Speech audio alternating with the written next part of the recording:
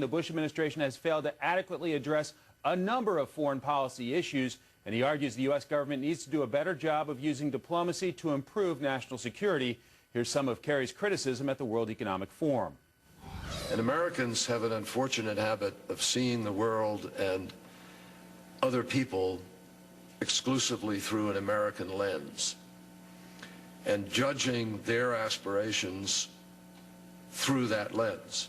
The 2004 Democratic nominee did say the U.S. has to advance its national security interests, but Kerry argues the U.S. needs to do it more thoughtfully and effectively.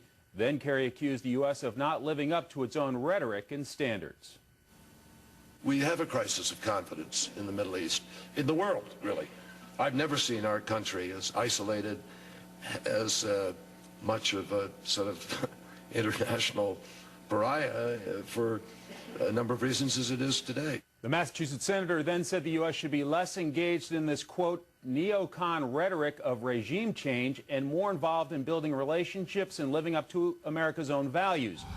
When we walk away from global warming, Kyoto, when we are irresponsibly slow in moving towards AIDS in Africa, when we don't advance and live up to our own rhetoric and standards, we send a terrible message of duplicity and hypocrisy, etc.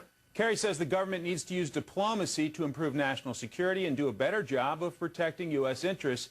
And the senator says he's never seen the United States as isolated as it is today. We should engage. We should have been more supportive in other ways. We should be less engaged in this neocon rhetoric of regime change and more involved in building relationships and living up to our own values so that people make a different judgment about us. Mike, talk to me about this comment about calling the United States an international pariah.